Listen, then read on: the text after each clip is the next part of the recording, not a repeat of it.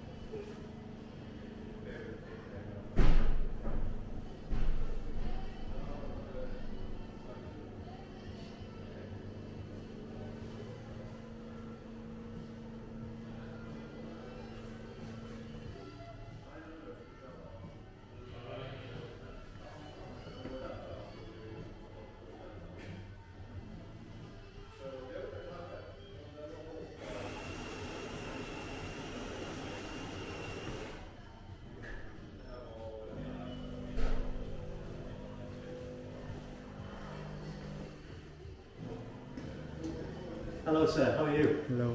Manchester United? Oh, yeah. Not doing very well this season, yeah? I know. Not very good. Well, they were too good for a very long time. That's a good coffee machine, it's names. See how that's called?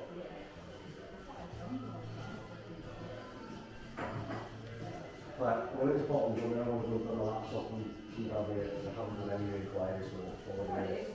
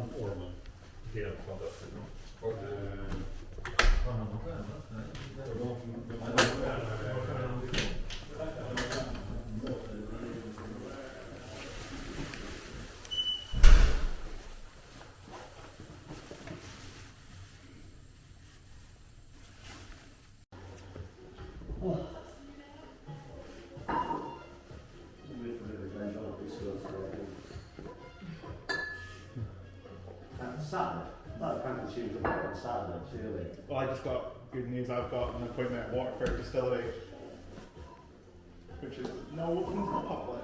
How long did you manage that? Who do you know? I don't know anyone. I just emailed them and asked them. Just sort of give it a random cheeky shout out. I work for Glendronach Distillery here in Scotland. And, you know, Yeah. Absolutely, you should use that to your advantage. I'm getting what they call a terroir tour. Oh God. So it looks like I might be going out into a field.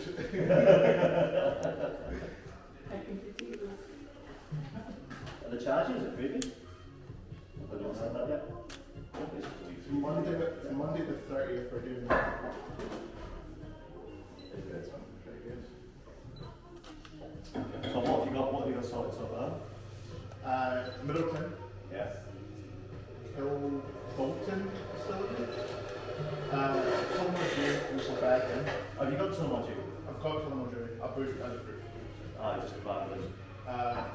Hopefully we'll get slime, but I'm waiting for Jed to get back to me about that. We've got T-Lines, Tears and Lions. Gaming's do some quite interesting stuff. Oh yeah, T-Lines, I'm doing like that. I've got Jameson Bow Street. Okay. And then I've got the Irish Whiskey Museum. Maybe another bit, but it's quite nice one going on. You get whiskey at the end of the day, isn't it? Yeah. So, I remember what else. We've got some TV. Howard's John Lane is really, really good. Never tried it. Oh, that's my stuff sales. I'm not letting it for myself, so I'll put it here, get one of you guys to see if we can include that's what we said, that's not bad, but He's going to enjoy it. I'll my one I got last time. yeah, it's good. Then last time. Jen is technically the album playing last week. Perfect. So if you just want to follow me, we're going to head over to our stream.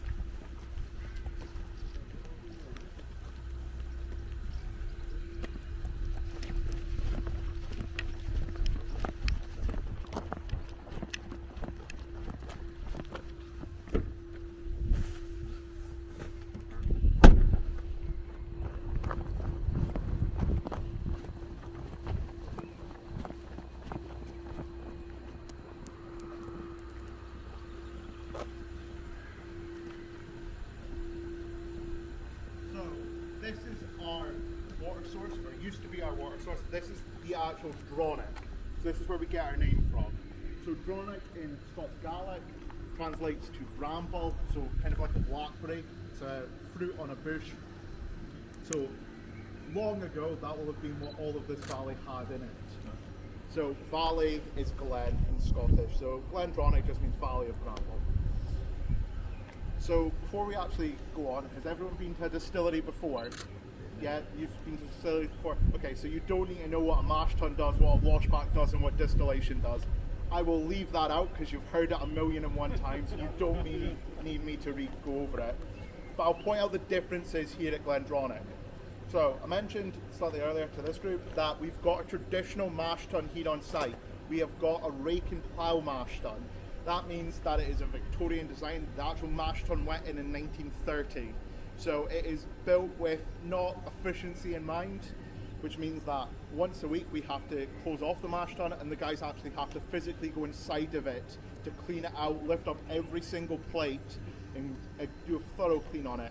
So it's not efficient at all, but it is traditional and we like tradition here at Glendronach, so that's why we've kept it going. We've not upgraded to a louter mash tun or a semi-louter mash tun. The difference between a louter mash tun and a rake and plough mash tun is a rake and plough has one arm that goes around and it has just basically got a rake on the bottom, whereas a louter has kind of individual sieves on it or kind of individual rakes on it that can all go around, and there's two arms to it. It also can clean itself a lot easier than our one can. Plates lift a lot easier and it is just a more efficient machine. But efficiency isn't what we're looking for here, so that's why we're going with this. other bit of machinery that's considerably old. I will wait till the tractor goes past, of course. So that tractor is carrying away pot ales currently. So pot ales is one of our leftover products from distillation. It's the first distillation. It goes away to be used on fields as kind of fertilizer. So our mill is an original mill, 1930s. It's a Bobby mill. Bobby company managed to make mills that were far too good, so the company went bust because no one ever had to buy a second Bobby mill. So we are very lucky that we continue to have this mill. Then, while we're beside the stills, I will talk about the stills. So the difference in our stills is the wash still or the low white still. It has a kind of saxophone top to it. So if you can picture the top of the saxophone, it goes up and then straight back down. And that's exactly what our stills do. The reason for this is that we want heavy, harsh, robust elements in our whiskey. We want something that lets you know it's Glendronach as soon as you drink it. So by doing this, the heavy, harsh elements that are boiling up in the still can easily get over the top of the still and back down. They don't have to fight all the way up the line arm to try and get condensed back down. So we're getting a heavy element in our whiskey. Reason for this is that we are maturing our whiskey exclusively in Oloroso and Pedro Jimenez barrels. We do not use bourbon here in any way, shape or form. We're one of the last distilleries in Scotland to only use sherry casks. There used to be a lot more. Things like the Macallan used to only use sherry casks, but nowadays they use bourbon. Same with Glenfarclas, same with Aberlour. Aberlour just released their Abuna Alba, which is a bourbon matured whiskey. So we are one of the only ones left here in Scotland that only use sherry. We used to use bourbon. That was because we used to be owned by a bigger company called Chivas. Chivas were doing things as efficiently as humanly possible and as cheap as humanly possible. So bourbon is a lot cheaper than sherry. Currently a bourbon barrel is £100, but a sherry barrel can be at £1,000 to £1,500. So as you can see, if you're wanting to make something that's just going to go in Chivas Regal 12, you're going to use the bourbon. You still have any bourbon barrels in the warehouse? We do. Yeah, I thought so. We'd love to get rid of them, but we have no idea what we're going to do with them. I have an idea. Yeah, I bet you do. I've got an idea as well. I want them to come home with me. We used to have a whiskey called the Kiln, which was an 8-year-old Glendronach, and it was started off in bourbon and finished off in Oloroso and Pedro Jimenez. But we've currently discontinued that. The reason for this is the bourbon barrels we have are a lot older than 8 years old now, so we are struggling to work out what we're going to do with them. That might mean that we use them for special releases, or we might just give them away to someone else. We might just give them away to someone like Gordon and MacPhail or Scotch Malt Whisky Society. But currently we don't give anything away to independent bottlers. None of our sherry barrels leave here. Same with blending companies. None of our whiskey goes to blends. As I mentioned, we don't make enough whiskey here to actually keep up with the demand for our whiskey, so we're not going to give it to anyone else when we don't have enough of it. So with the low wine still with that saxophone shape, our spirit still are pretty standard spirit stills. They are just a slight decline on the line arm. We've got these windows underneath our spirit house, and these windows here are for the coal fires that used to be in there. So at one point, just any time before 2005, our stills were heated by coal fires directly underneath them. We stopped this in 2005 because of environmental issues. We want to try and be environmentally friendly as possible, so now what we do is we use oil and gas instead. We use oil and gas to create steam. That steam then feeds a coil that's inside the still that heats up and the alcohol evaporates that way. We would love to use biomass. Biomass would be fantastic, and so would dark grains, but it is impossible to do it for us currently with how little draft we make, with how little pot ales and spent lees we make. We would also then have to transport this all the way to Rothes, which is about a good 50 minutes away from us here, and the petrol you would be using doing that, it is actually more efficient and more environmentally friendly to do what we're doing currently. So we've got 3 flags behind me here. We've got the Scottish Saltire, and we've got the Lion Rampant, which is the royal flag of Scotland. So think people like Robert the Bruce, that's what he would have used to wear in. And then in the middle, we've got the Union flag of the Americas. So the Union flag is there because we are currently owned by an American company. Might sound a bit like, oh, a bit owned by this big, massive company. The American company we're owned by is called Brown-Forman, and they're actually still family owned. So the original people that set up the Brown-Forman brand, they opened a distillery called Old Forester, which is in Louisville in Kentucky. Based on Kentucky straight bourbon. Their descendants are still the same people that own this company. So we are actually family owned, one of the few distilleries in Scotland to be family owned, in a roundabout way of it. After opening Old Forester, they then decided to buy another distillery, which was called Pestertonville Farm Distillery. That would later be called or renamed Woodford Reserve. Then they bought probably the biggest distillery in the world. They bought Jack Daniels. So we are now part of the Jack Daniels group. In 2016, they wanted to expand their whiskey portfolio, so they bought us here at Glendronach.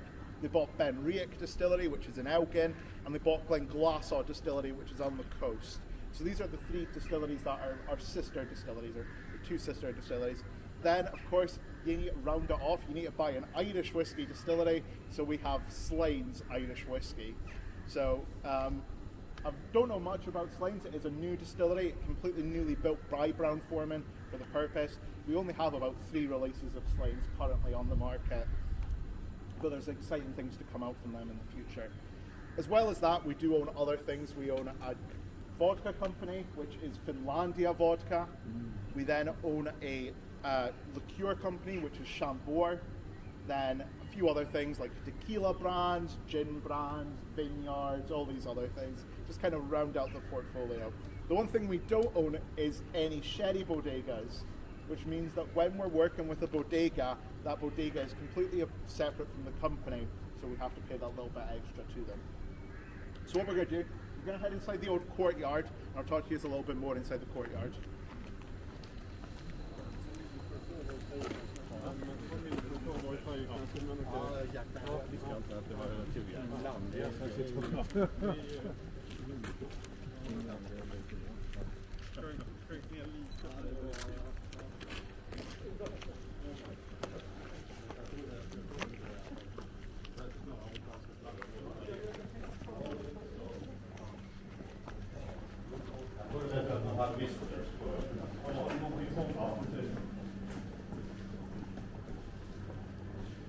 So when you think about distilleries, this is probably more what you think about, a kind of old courtyard with a pagoda style chimney there. So that is our pagoda. We have not used the kiln here on the malting since 1996. In 1996 we were closed permanently by our owners. They rethought and in 2002 reopened, but when we reopened in 2002 they decided that the maltings wasn't worth keeping. So now all of our malted barley comes from Burt's malts. Burt's is only 20 minutes away from us in Turriff, and we are guaranteed 100% Scottish barley from them. So we're still keeping it as local as we possibly can do nowadays. Even if we were to say start this maltings again and we were to use them the whole year round, practically what we would make from this maltings would go through our distillery in 2 days. So it is just not viable anymore to keep everything in our own maltings. So currently we're using barley, which is Laureate. So it is just the barley that gives us the most yield. Previously we would have used Concerto, and before that we would have used Optic. We kind of keep it going along, changing different barley varieties when we can, just to get the best yield. Yeast, we're currently using Pinnacle yeast, which is a distiller's yeast. We get it from a company called Mauri, which is down in Hull, and our water source. So we don't use the Dronach anymore. The Dronach is now condensing water, so it flows through underneath the distillery, up into the condensers, and then back out. For production now, our water comes from behind us, where there's a hill that's called Balnoon Hills, and there is a reservoir which fills from spring water. So really good Scottish soft water.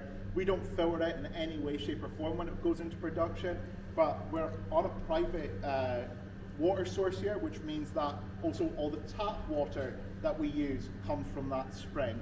We do filter it for drinking water though, because we just want to make sure that no one's going to get sick. So the water we're going to be trying during our tasting, or which is going to be at the side during our tasting, is the same water we used to make the whiskey. So quickly, while we're here, I'll get you to have a quick look inside the mill room there. You just pop your head in. Unfortunately, we can't go inside the mill room just with COVID restrictions. I would also recommend, or just ask you to not take any pictures of the mill, as it's an explosive atmosphere and there is a good chance that it might explode. And no one wants that.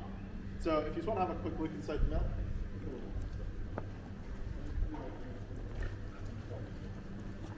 You can see it in there. That's the old Bobby. And how old is this one? 1930s. 19. And still in use today. Oh. We don't have another mill, that is the one mill we have on site.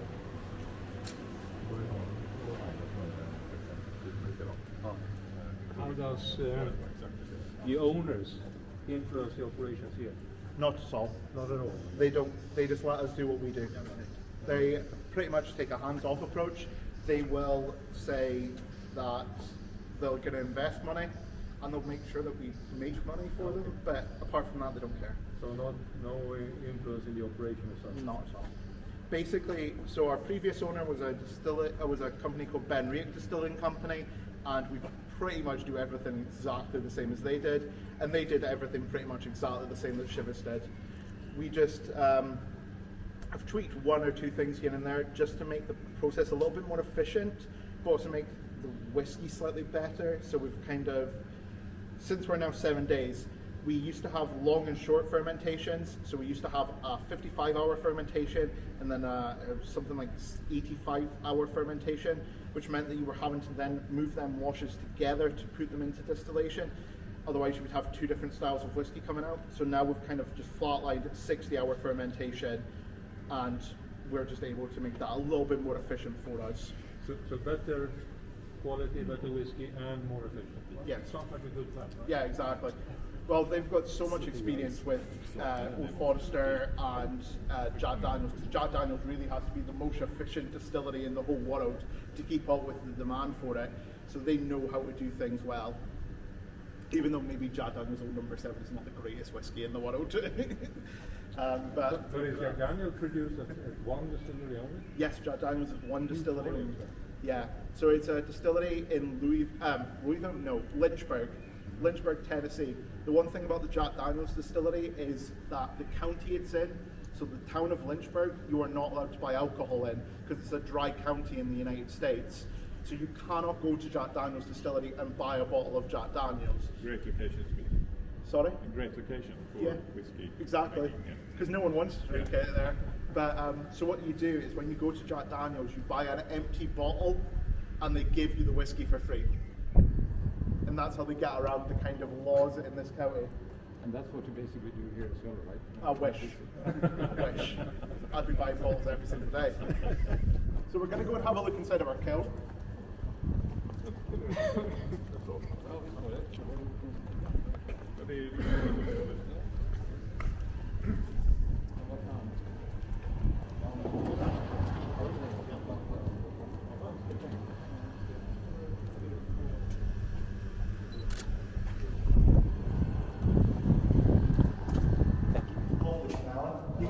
You can take pictures in here again. There's no explosive atmosphere in here.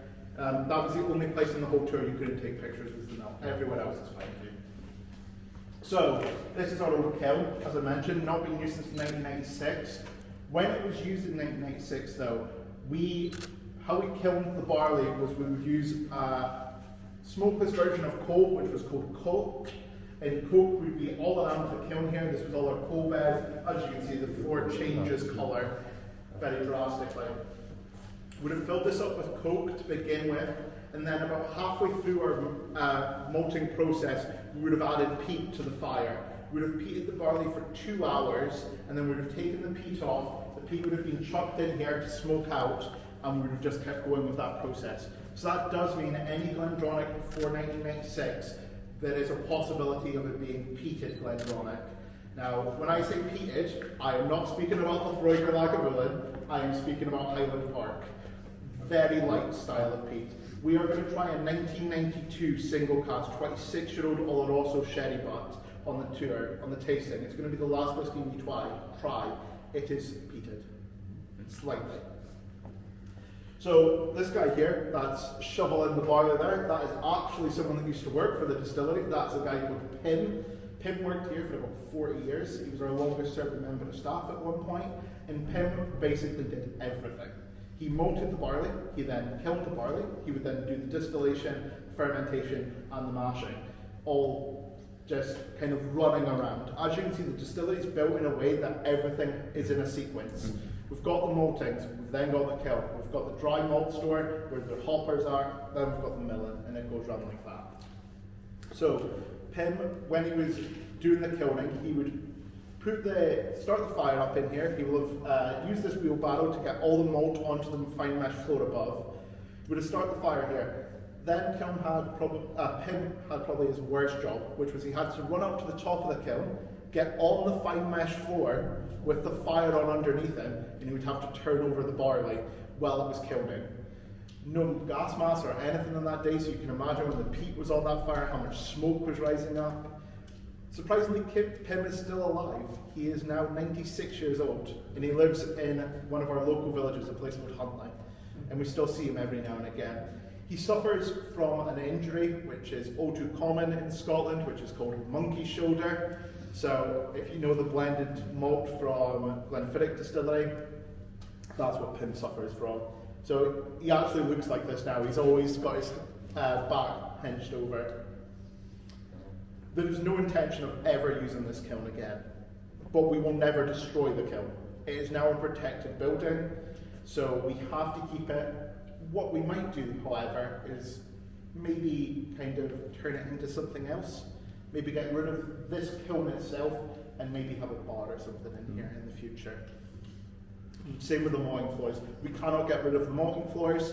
They've actually not been entered since 1996. I've not actually even been in the malting floors myself. No one goes in there. They're just not safe to physically go inside. But we might do something with them eventually. There's a lot of investment going to be ploughed into Glendronach in the next 10 years. So hopefully we'll get some stuff. So we'll just head back outside. So any plans then to add more stills? Because that was kind of the narrow I section. cannot tell you that. Okay. That probably gives you your answer.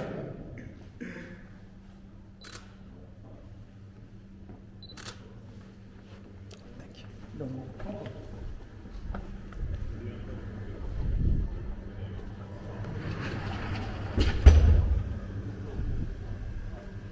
So before we head back into the visitor centre, I'll just mention these plaques here. So we've got 3 plaques, they speak about 3 previous owners. So AL, established 1826, that is the man that started this all off. That is a man called James Allardyce. So if you know our 18-year-old, it is called the Allardyce. That is the reason for it. We've then got WT&S. Does anyone want to have a guess at what WT&S is? It's a very famous Scottish whisky company. It is William Teachers and Sons. So they owned us in the 1960s. They were the people that built that kind of new still house that we have to this day. Then C and G, that's a man called Charles Grant. Charles was the son of William Grant of Glenfiddich. We were never part of the Glenfiddich group, we were never part of the Glenfiddich family, but we had one of them in us. But he was actually banished from the Glenfiddich family. He was the black sheep of the family. He was told to never return to Glenfiddich. When they told him this, he decided that he could do it by himself, and he bought the distillery here. Bought the distillery for £9,000 in 1920. He rebuilt certain things in 1926, so as you can tell, the bit where the mill is, that is a little bit more modern style of building compared to everything else around us. So that building is from 1926. The kiln that we were just in and the malting floors, they're from 1854. The oldest building we have on site is from 1771. And I'll point that out when we go past it. So we'll go and head up to one of our old houses on site.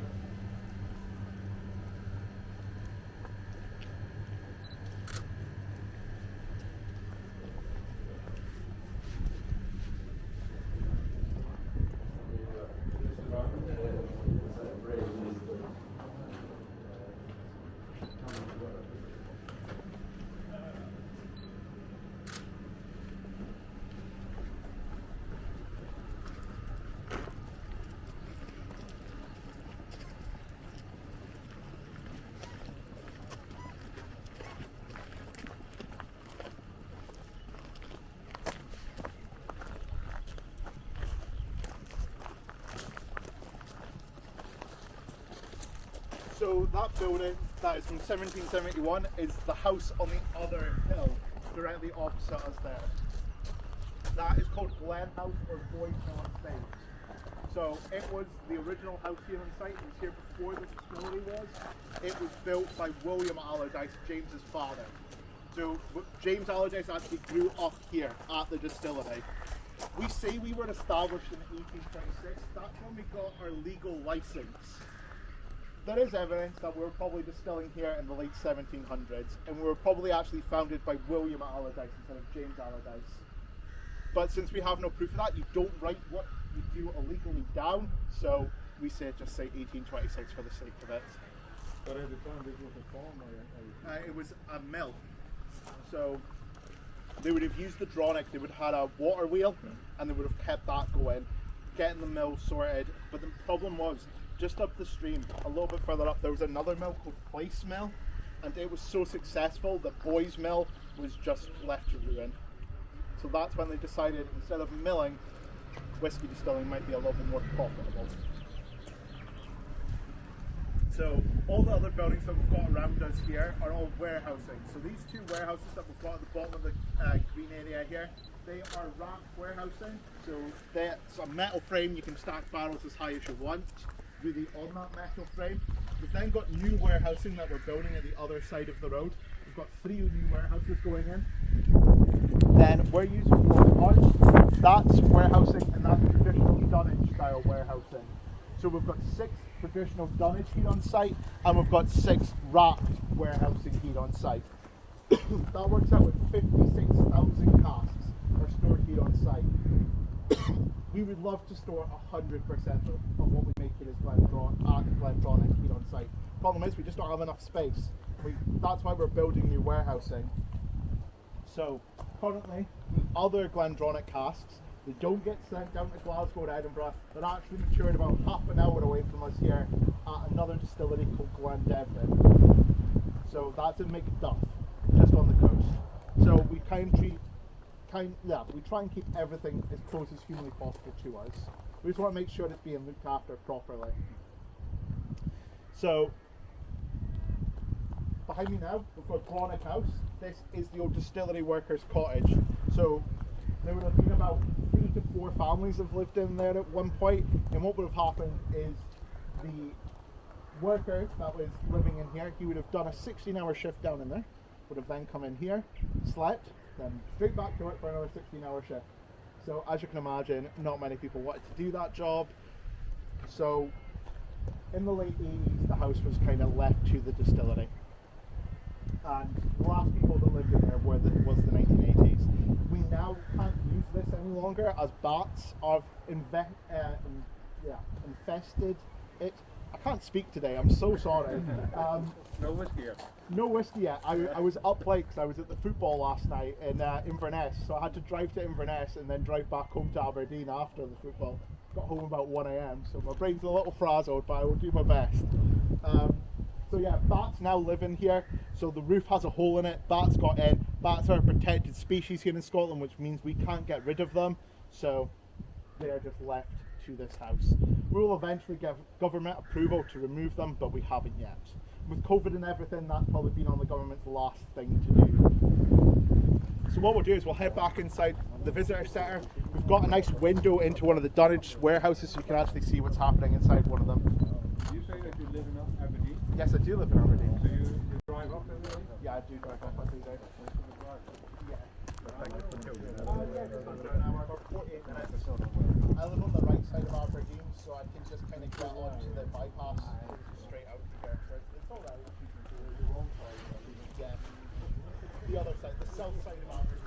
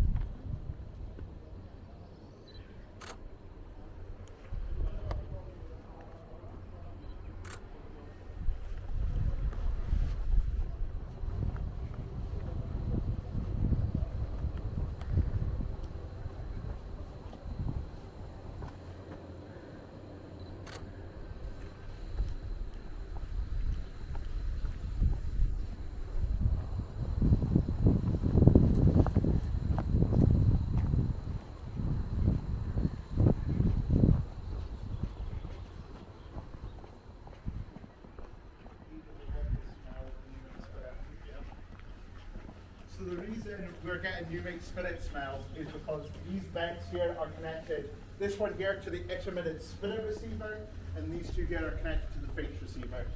So faints, 4 shots, and low wines in this one. The best whiskey in the world in that one. So we better be closer to that one. Yeah, it's definitely better to be closer to that. No one wants to smell faints and 4 shots. Sorry, what do they do? What is it?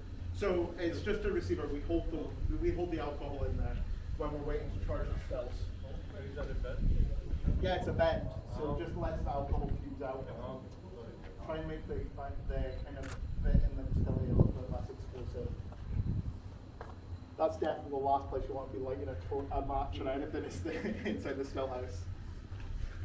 So we'll head inside and we'll have a look at one of our donnages. So do you have any specific priority?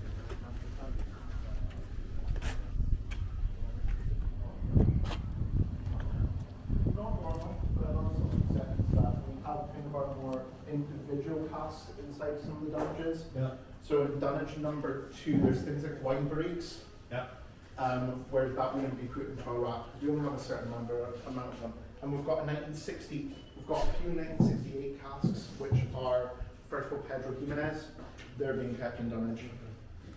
But they're our oldest whiskey, and they will be used for something exceptional at some point.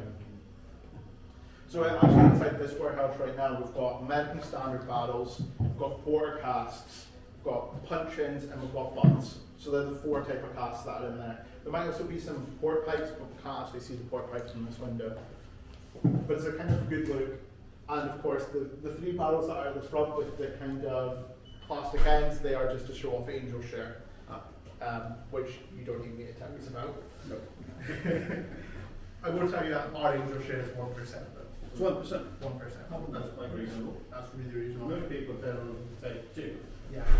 Well, with the 26-year-old whiskey we're going to try today, since it's been 26 years in a cask, you normally expect it to be around like your 50% alcohol. It's at 59.8% alcohol. Is that due to the wood or what? It's due to the wood, and we also don't water down our whiskey in any way, shape, or form when it comes to cask strength. So when it goes into a barrel, it goes in at 68.9% alcohol. We don't bring it down to that 63.5%. It's pointless to do so. That's just an added thing you have to do. Yeah. So I'll just mention the bottle that we've got in this glass cabinet here.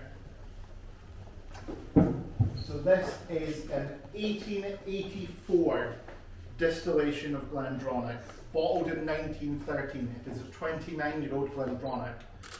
Story goes that 2 friends bought a bottle each of this in 1914 before they went off to fight in the First World War, thinking that they'll drink it by the time they come back, you know, after the 6 months that the war is going to last.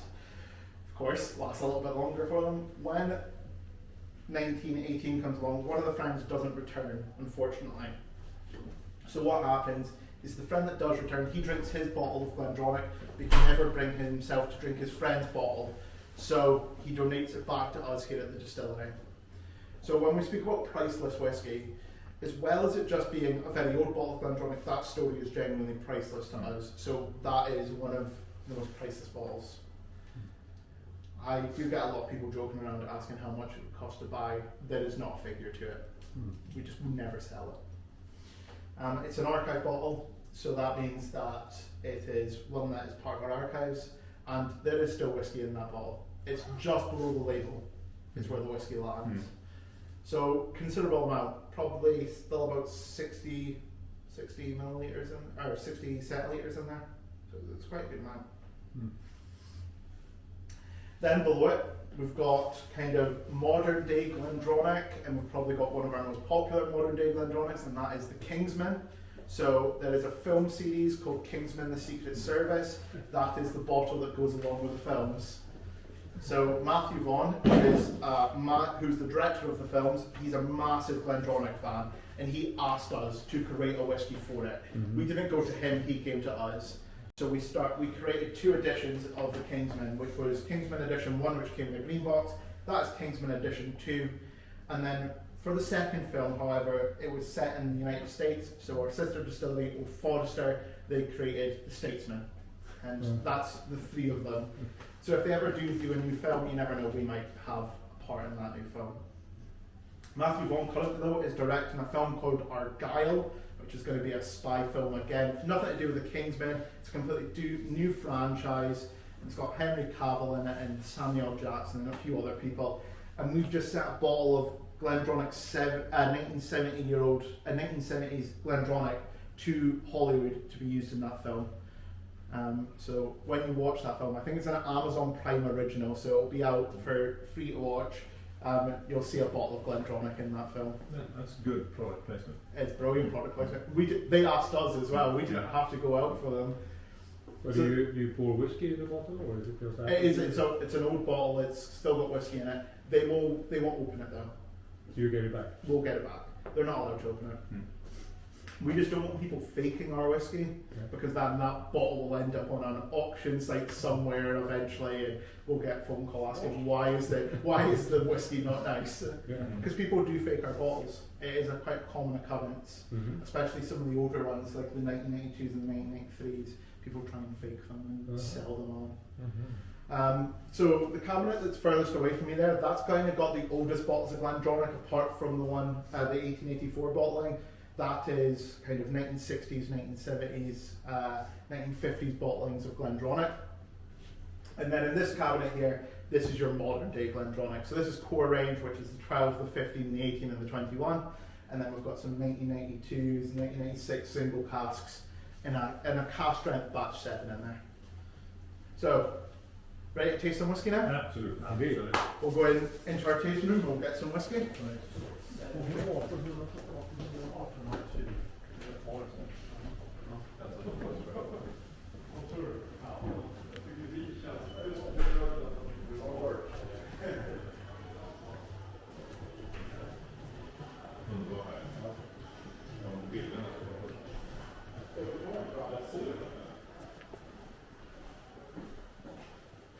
If you want to grab a seat just here.